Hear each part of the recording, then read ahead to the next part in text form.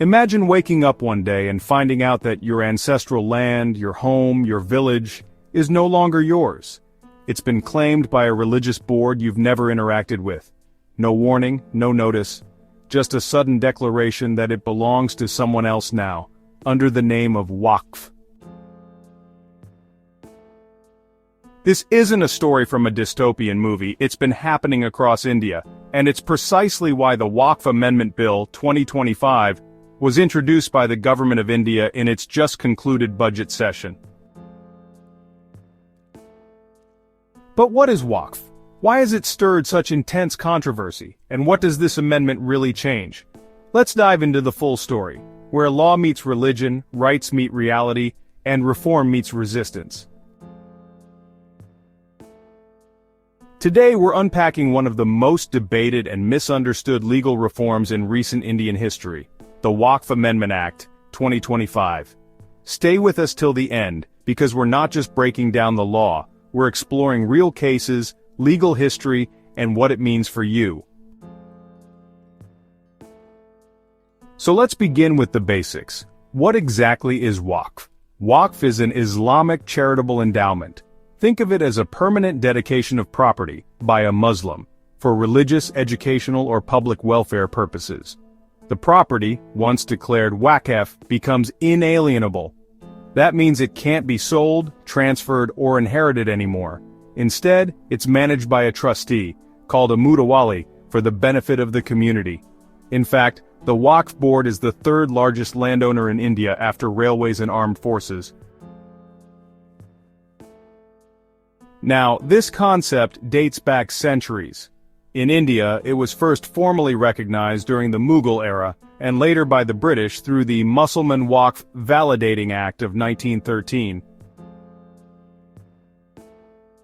After independence, the Indian state continued to recognize waqf, culminating in the Waqf Act of 1954 and later the more powerful Waqf Act of 1995.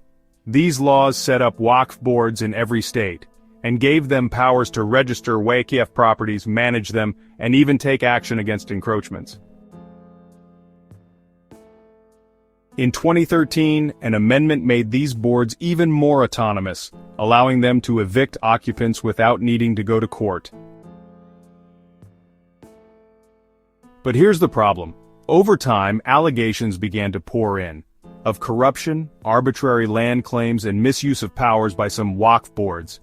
Properties were being declared waqf not on the basis of written title deeds but simply because they had been used for religious purposes.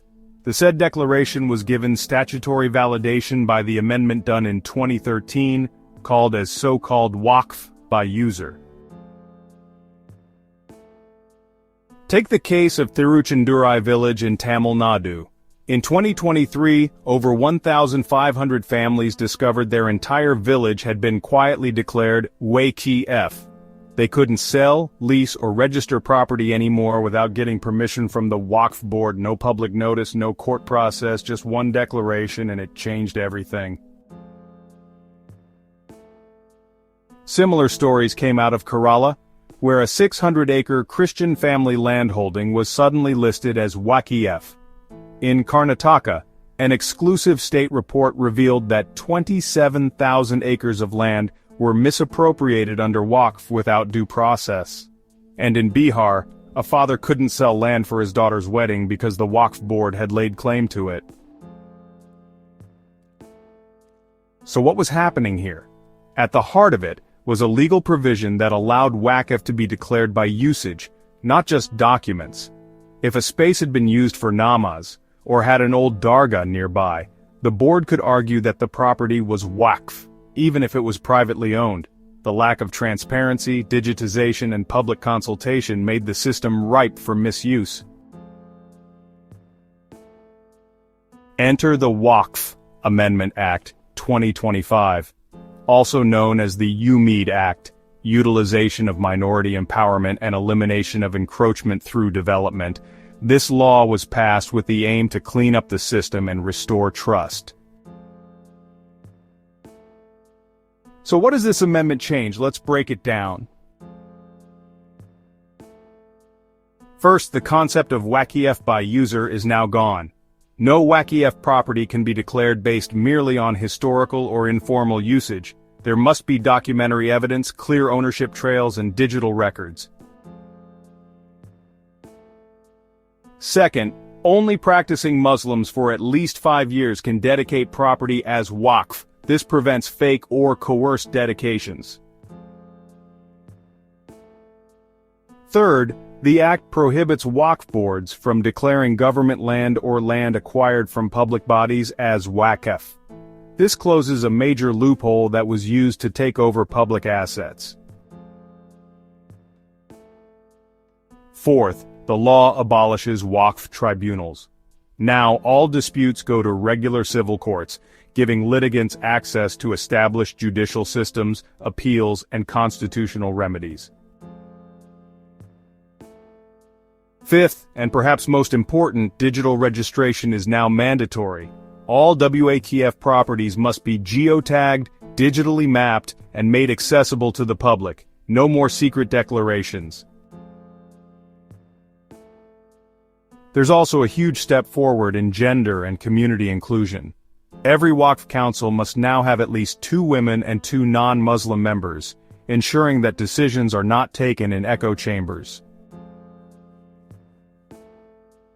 And for the first time, the law mandates that a portion of Waqf revenue must go to women's welfare, including education, healthcare, and legal aid for Muslim women and girls. In many ways, the Waqf Amendment isn't just a legal update, it's a social reform. It redefines how religious wealth can be used, not just to preserve institutions of faith, but to uplift the communities they were meant to serve. But of course, not everyone agrees. While many have welcomed the amendment for its clarity and fairness, some critics call it an attack on religious autonomy. Some say it targets only one community. Others worry it sets a precedent for government interference in religious institutions. The truth probably lies somewhere in between. In a secular, democratic society, we need both the freedom to practice our faiths and the safeguards to ensure those freedoms don't infringe on others' rights. So what does this mean for you? If you own land, check if it's registered under Waqf. If you work in law, governance, or real estate, understand these changes inside out. And if you care about how India balances religion and law, this is a debate you can't afford to miss. The Waqf Amendment Act 2025 is not the end of the conversation. It's the beginning of a new chapter, where faith and legality must find a common ground. The goal? Justice, not just in law but in spirit.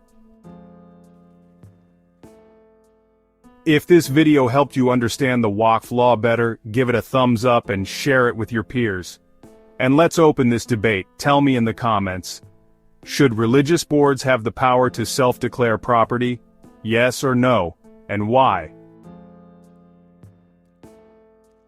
Don't forget to subscribe for more law, policy, and governance deep dives. Until next time, stay informed and stay empowered.